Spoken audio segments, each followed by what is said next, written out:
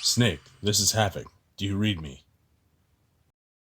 I'm getting a lot of electrical interference. Is everything alright? If you can hear this, respond. We got a job to do. Metal Gear isn't going to review itself. Snake? Snake? Snake! Kept you waiting, huh?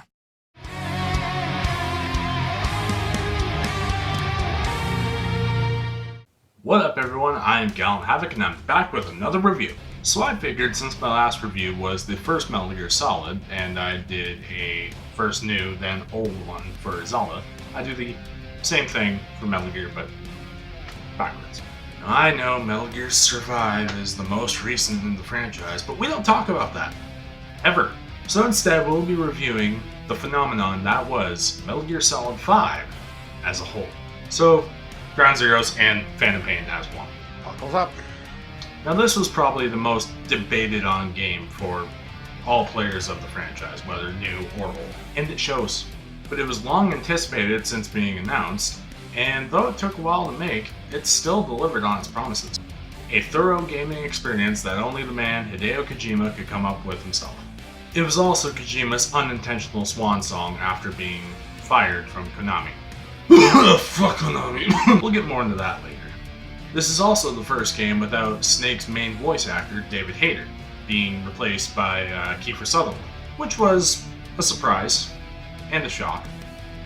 But honestly, Sutherland plays a pretty damn good Big Boss. And it makes sense since David Hayter voiced Solid Snake and a younger Big Boss. Snake and Big Boss are two separate people, even genetically, even though Snake is a clone of Big Boss. The older you get, your voice is going to change.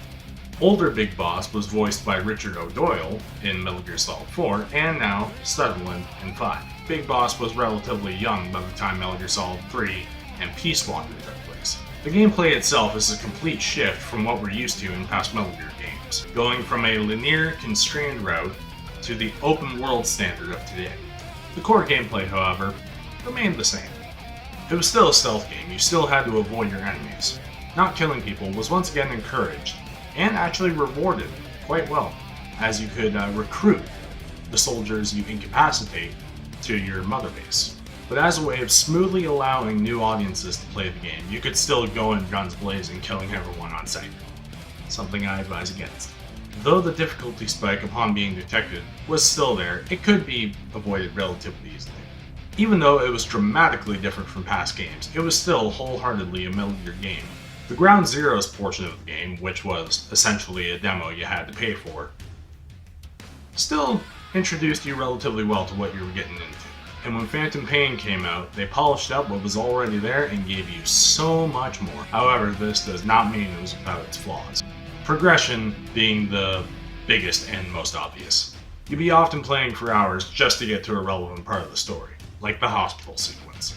Now, I didn't have a problem with it myself, but I could see why other people wouldn't like it too much. Although for a game's tutorial, yes, I do feel like it was a little slow. But still, from a story and cinematic point of view, it looks like something pulled right out of a movie, and it is beautiful. Trademark Kojima. So then we get thrust into Afghanistan, where the open world really comes into play. Infiltrate enemy territory, collect resources, recruit what soldiers you can, and extract when the mission's accomplished. A relatively simple, straightforward formula that lets you do things your way. To a degree, anyway. Sometimes the open world is a chore to traverse, and it seems a little empty sometimes. The area is only occupied by the opposing military force and a few animals scattered far in between. Where are the citizens? Sure, in the story, the locals have been evacuated or captured, or worse. I'm going to compare this to Tom Clancy's Ghost Recon Wildlands, in the sense that even during a time of civil war, the locals are still there. But nonetheless, the game still runs smooth as all hell, and even feels alive during your infiltration. The thrill of being detected and having to fight or flee. The soldiers even feel human, not just your generic NPCs seen in other action shooter games. And all the weapons and gadgets you can get to deal with a variety of situations are varied and interesting. Which brings us to one of the other flaws this game has. Phantom Pain reinvigorates the Mother Base mechanic last seen in Peace Walker, where you manage your mercenary force called Diamond Dogs to assist you.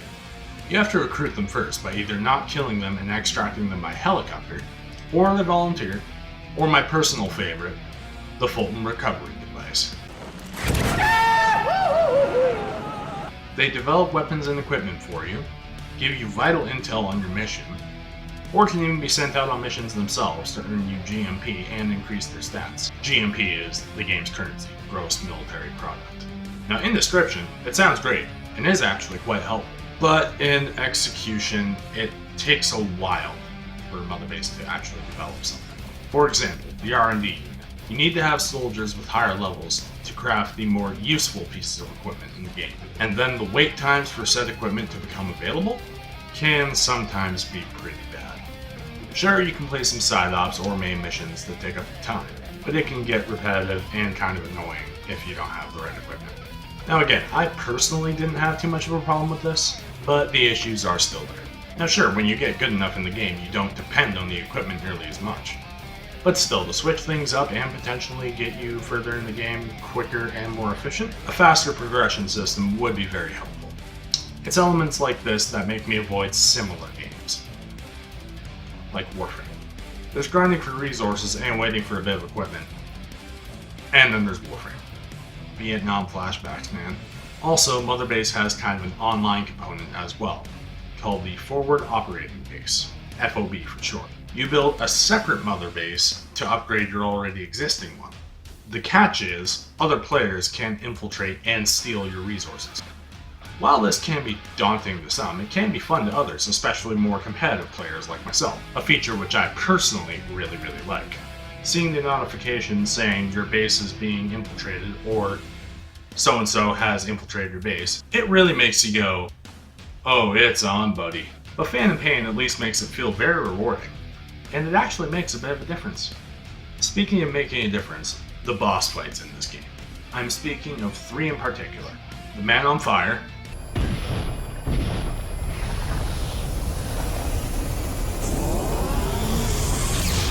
Metal Gear Sahelanthropus, and Quiet.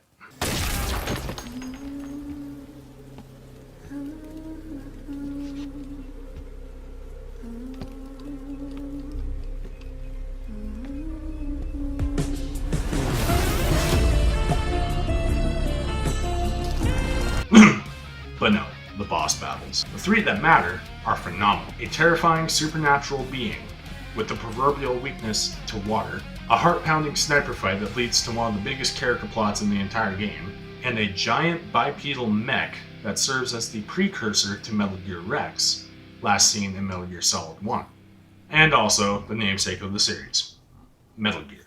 And each of them are unique and fun. Now I speak of these 3 and not the Skulls and Eli because their fights just felt generic, bland even. Sure, Eli's fight is a bit of fun, being able to throw around a little kid like, "Respect me, boy!" But more than anything, it was a bit annoying. Which speaks volumes for Eli's character, being an arrogant little shit. But no, the 3 who matter are some of the game's highlights, though they can become somewhat of a joke later in the game when you have the better equipment, like a water pistol. Yes, you can fight the Man on Fire using a water gun.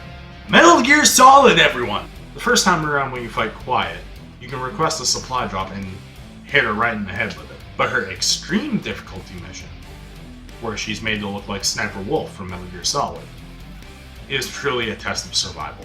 She is far too vigilant for the same trick over again. Sahelanthropus is pretty straightforward, just blast him with a rocket launcher. The CG-M25, the best rocket launcher in the game, makes very short work of him, even in extreme mode. And that's another one of the game's flaws.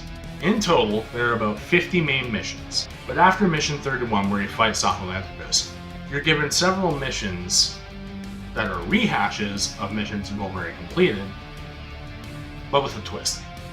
Relevant story missions are sprinkled in between them too.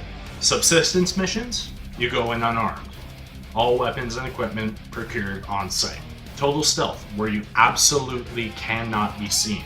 And extreme, where the difficulty is heavily stacked against it. Now while I enjoy a challenge, I wish these weren't separate missions, but just difficulty options for the missions you've already completed. They did this in Ground Zeroes, where after you complete a main mission, you can replay that mission in a different mode. But in Phantom Pain, it just felt lazy to copy and paste already existing missions. And that brings us to the most gaping problem of the entire game. It's incomplete. The game was literally released incomplete. Why? Konami. Fuck Konami. Kojima had this big epilogue planned out, where you fight Sahelanthropus being piloted by Eli, and gave the game a true ending that tied up loose ends. Instead, Konami said, nope, we want money. Ship the game right now. And that was when Kojima's like, hey, I'm head out. And we all know how that went. No, God! No, God, please, no! No! No! No! And many fans, myself included, took it very, very seriously. Luckily, we still got a glimpse into the real ending. What could have been, man? What could have been? Anyway, the gameplay is polished, smooth, and though the open world is a bit tedious to traverse, and the mother base mechanic can take a very long time to actually be useful, it's a pretty damn solid, no pun intended, game. Now then, kids, it's story time. Spoilers ahead. Now, Phantom Pain has one of the most complicated, convoluted stories ever seen in any game ever, especially among Metal Gear games. But to fans of the series, it's so damn good! To newcomers, however, the majority are probably like, what the fuck? And personally, I like that angle, because Phantom Pain is a love letter to the longtime fans of the series. Since the majority is Phantom Pain's story, I'll include a little bit of the Ground Zeroes story just to set it all up. Big Boss infiltrates Camp Omega in Cuba to rescue Paz and Chico from Peace Walker. After you do so, a man named Skullface, the villain of the two games, and the leader of the enemy unit XOF, runs his own operation and destroys Mother Base while Big Boss is on the mission. So when Snake returns to Mother Base with Paz and Chico in tow, the base is in ruins, on fire, shit's going down, everything's falling apart. They played us like a damn fiddle!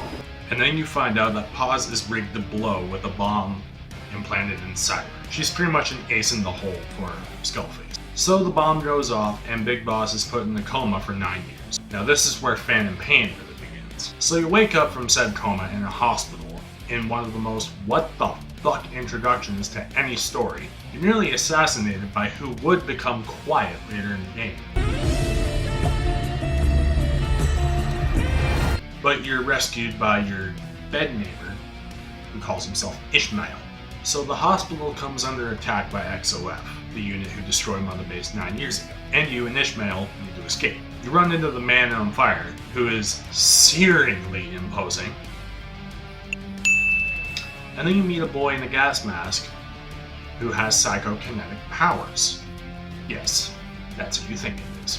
I'm Psycho-Mantis! So you escape the hospital, Ishmael disappears, and you're met by Revolver Ocelot.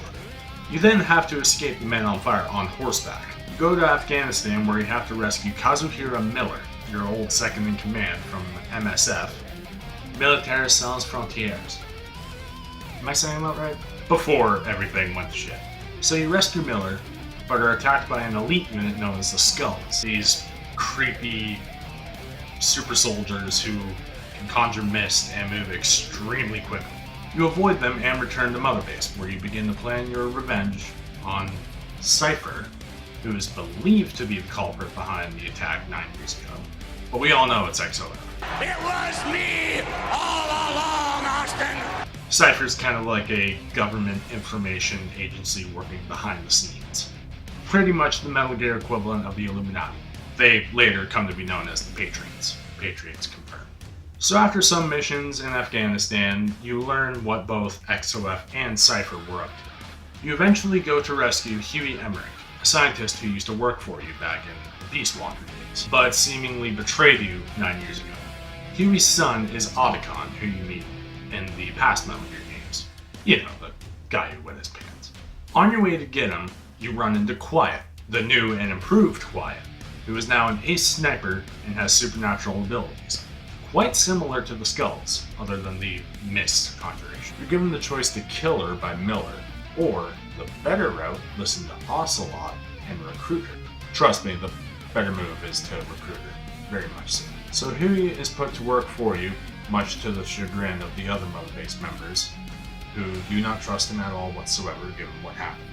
But Snake allows him to stay as it is necessary, if they're going to achieve their goals. You eventually run into Skullface once again, and learn that it was him behind everything. You even catch a glimpse of Sahelanthropus. You then go to Africa, where Skullface's master plan is finally brought into light in the form of the vocal cord parasites, a sort of ethnic cleanser to erase language from the world. And Sahelanthropus is Skullface's byproduct of said plan. Kind of his backup plan should things go wrong, he'll just nuke everyone. There's a big outbreak of the vocal cord parasite back at Mother Base, and Snake is forced to put most of his staff into quarantine. You also meet Eli, a child soldier leading his own militia of child soldiers throughout Africa. He believes Snake is his father and wishes to kill him. Where have we heard that before? You then meet Code Talker, a Navajo scientist who created the vocal cord parasites in the first place. He's being held against his will by Skullface to help perfect the ethnic cleansers. So after you extract Code Talker and learn of Skullface's master plan, and he provides a cure for the vocal cord parasites, kind of, you find out that Skullface planned to rid the world of English, primarily, as to get back to his former CO, Zero, also the leader of Cypher, also Snake's former commanding officer and friend. And you learn all this in the span of the most long, awkward car ride I've ever experienced in my entire life.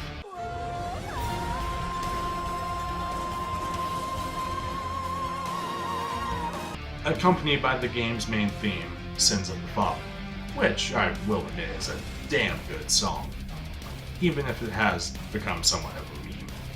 He then reveals that he was the one controlling Psycho Mantis and the Man on Fire, who also turns out to be Volgan from Snake Eater. He was the main villain. He wants his own revenge against Snake. However, the Man on Fire is then crushed by the newly activated Sahelanthropus, having been hijacked by a collaboration of both Psycho Mantis and Eli. So now it's the big moment, a throwdown against the behemoth. Sahelanthropus tears its way through the base, crippling Skullface in the process. So the fight begins, and the first time around, it's truly a test of skill. It took me several tries to actually beat this thing, on my first playthrough. But anyway, after all is said and done, you finally take your revenge against Skullface. You blow off both of his legs and one of his arms with his own gun, mirroring what he did to Kaz and Big Boss, but you leave it to Skullface to finish the job. And then Huey comes in and mercy kills the fucker. I did it! Revenge! God damn it, Huey, you're supposed to let him suffer and do it himself. So anyway, after you kill Skullface, or Huey kills Skullface, the game is still on. You return to Mother Base with Sahelanthropus in tow as a sort of deterrence, but the phantom pain remains. Which is a good analogy for the game's overall theme, being revenge. Even with your vengeance realized, there's still something missing. Kojima, you clever philosopher, you. But then something happens at Mother Base that truly shows Big Boss's descent into darkness. The vocal cord parasites have mutated, causing an immense outbreak in the quarantine zone. It causes the soldiers to become almost like zombies. So Snake goes in to potentially resolve the situation. And he does, but in a truly sad way.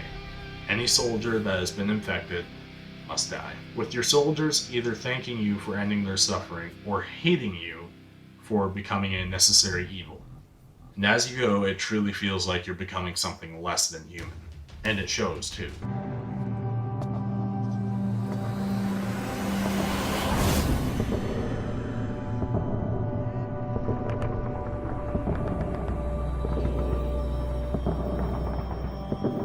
And after all is said and done, the bodies of the infected are cremated, and Snake does one of the most psychotic things I have ever seen.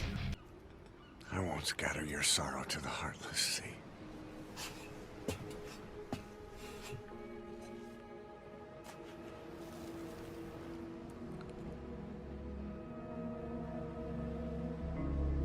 always be with you. Plant your roots in me.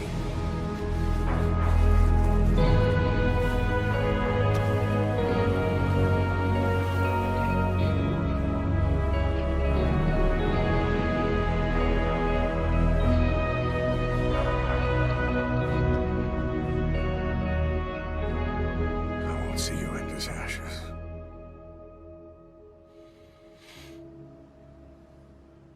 You're all diamonds. He takes their ashes, licks them, and wipes them all over his face. Now, while psychotic, it's also kind of touching. It shows that Snake really cares for his fellow soldiers, and since they're part of his unit, they're his family. Probably some of the only family he's ever known. It's a side of Snake, or rather, any of the other Snakes, we have yet to see. He even lets Huey, the man responsible, go, much to Kazuhira's disappointment. Despite everything that has happened, Snake still has some semblance of a heart. Speaking of which, Quiet. After the outbreak, Quiet feels responsible, as she was a carrier of the parasites. That's why she wouldn't talk. When she first joined, it was actually Skullface's plan to have her talk and wipe out Snake and the entirety of Diamond Dogs. But after the second chance that Snake gave her, she reconsidered and took a vow of eternal silence. Now, out of fear for causing another outbreak, she leaves, only to be caught by the Soviets for some payback of their own, having killed innumerable of their numbers. So Snake goes to rescue her, and when you do, she sacrifices herself to save you. And then she's gone, leaving behind the cassette tape explaining herself to you. It's almost like a tragic romance, and it's permanent. Until you replay her mission 7 times and get my baby back.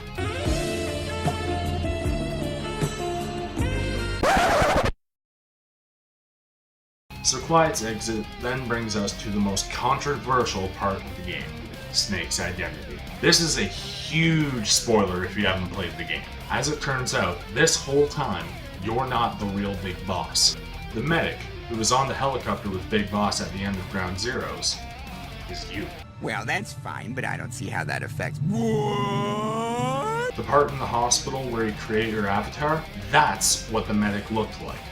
After the crash, you undergo heavy plastic surgery and heavy hypnotherapy, implanting Big Boss's personality over your own. So, in theory, there are 2 Big Bosses. Why? Because you, Venom Snake, are the Big Boss that Solid Snake kills in the original Metal Gear, and now it all makes sense. But this scene is also a big fourth wall break. It's essentially Kojima's farewell, saying that you, we, the players, are all Big Boss. And when all is said and done, it's actually very empowering to hear, in a way. So then Ocelot explains to Miller what the real Big Boss is up to, having gone to create the real Outer Heaven, later known as Zanzibar Land, the setting of the second Metal Gear game, Metal Gear 2 Solid Snake. Outer Heaven is Big Boss's dream ideological force, a sort of safe haven for soldiers without a country. And Venom Snake himself, you, are an extension of Big Boss's will. And it works. As confusing as it is, it really works. Especially when you have paid attention through the entire series. You also find out that Eli is indeed Liquid Snake, the main villain of Metal Gear Solid 1. And David, Solid Snake, is somewhere out there in America. And it truly is beautiful, coming full circle like that. One of the biggest, most complicated, most convoluted stories in all of history comes full circle. And that is the story of Metal Gear Solid 5. I know I've left a lot of the side stuff out, mainly being the world building being played in cassette tapes you collect throughout the game. They are interesting to hear. This is probably already a pretty long video, so I will spare you that and invite you to play the game, if you haven't already. It's confusing to some, but once you understand it, it is something truly special. Which also goes for the game itself from a gameplay standpoint. Despite the open world feeling empty, and the mother base segments being sometimes very tedious, the overall game plays extremely smoothly and extremely well. The story is where the game truly shines, if you ask me. And as Kojima's last official Metal Gear game, this is truly the end of the series, to many a Metal Gear fan. Metal Gear Survive does not exist. Just erase it. Erase it from your memory. Wipe it. It never existed. It's gone. Done. Out of here. It was never here to begin with. So as a whole, I am giving Metal Gear Solid 5, both Ground Zeroes and Phantom Pain, a gallant rating of 3.5 out of 5. Like I said, it's a very smooth, very polished game, but at the same time, its problems are very, very apparent, which make it a little far from perfect. And it solidifies Kojima's and further Metal Gear's role as a storytelling enigma, and that's good enough for me. I'm Gallant Havoc, and when I play Death Stranding, I'm going to greet it like an old friend. And I will see you in the next one. Thank you, my friend. From here on out, you're Big Boss.